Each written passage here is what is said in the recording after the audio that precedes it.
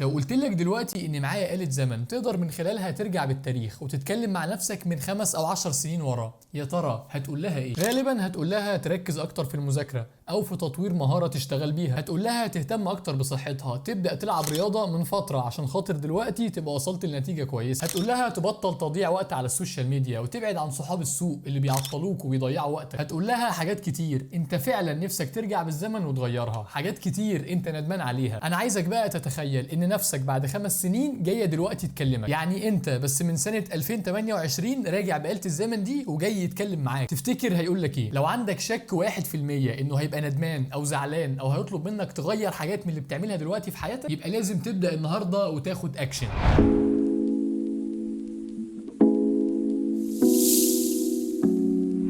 الافعال اللي بتعملها كل يوم او بالتحديد الحاجات اللي بتفيدك او بتبسطك او بتديك سعاده بتنقسم لثلاث اقسام. اول قسم هو الحاجات اللي بتبسطك دلوقتي وبتخليك تستمتع بس بتخليك تندم عليها قدام، زي انك تفتح انستجرام وتقلب فيه ساعتين ثلاثه، او تاكل اكله مش صحيه، او تتفرج على فيلم اباحي، حاجات بتخليك مبسوط لمده 5 أو 10 دقائق بس بتندم عليها بعدين. تاني قسم هو الحاجات اللي بتضايقك دلوقتي وبتخليك زهقان ومتقدر بس بتبسطك وبتفيدك على المدى البعيد، زي انك تذاكر 3 أو 4 ساعات او تقعد 6 ساعات متواصله بتتعلم مهاره مهمه للشغل، حاجات بتخليك زهقان دلوقتي ومش عايز تعملها بس بتديك سعاده وتقدم على المدى البعيد، بتخليك تحس بالسعاده لما تجيب درجه كويسه وتقدر تدخل القسم اللي انت عايزه في الكليه، او لما تجيب تقدير عالي يزود فرصك في الشغل، او لما المهارات اللي اتعلمتها تزود مرتبك 2000 3 كل شهر. ثالث قسم هو الحاجات اللي بتبسطك في الحاضر والمستقبل، زي انك تروح الجيم وتتمرن تمرينه حلوه، هتتبسط دلوقتي وانت بتلعب وهتتبسط بعد 2 أو 3 لما تلاقي صحتك كويسه وتلاقي انك عملت فورمه كويسه، او زي انك تقضي وقت مع حد من افراد عيلتك، هتتبسط دلوقتي وهتضحك والقعده هتبقى حلوه، وفي نفس الوقت هتتبسط قدام انك صلت رحمك وقضيت وقت كويس وقويت علاقتك مع الشخص ده. هي صلت ولا وصلت؟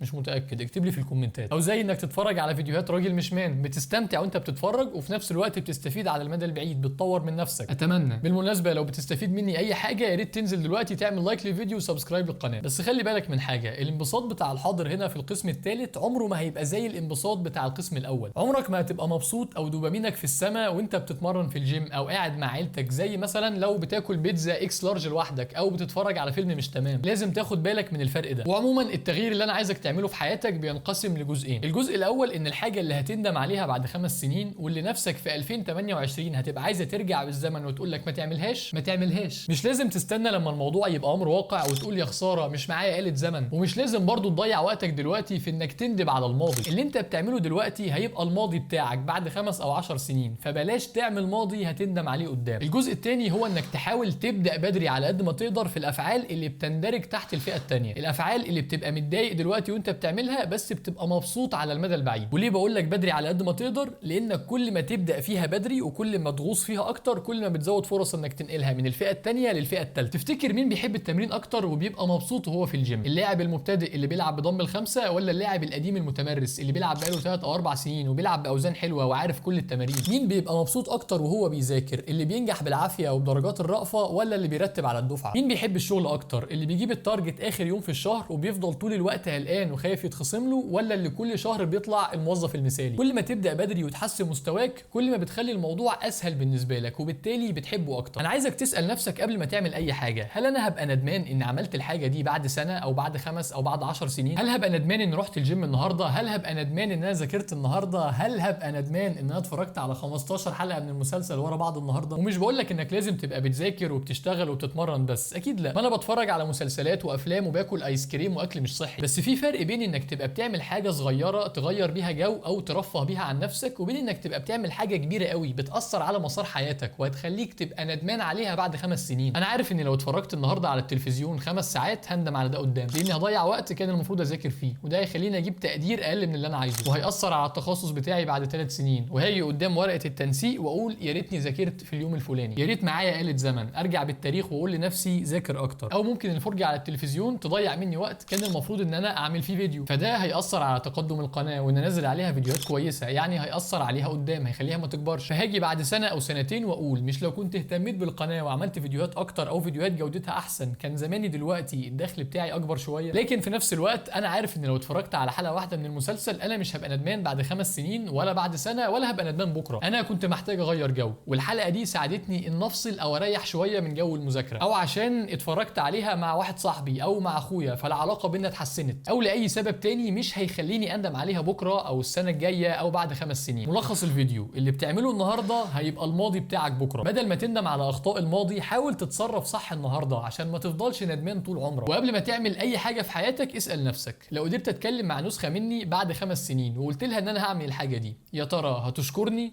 ولا هتكرهني؟ مستني رايكم في الكومنتات. شكرا لحسن استماعكم، السلام عليكم.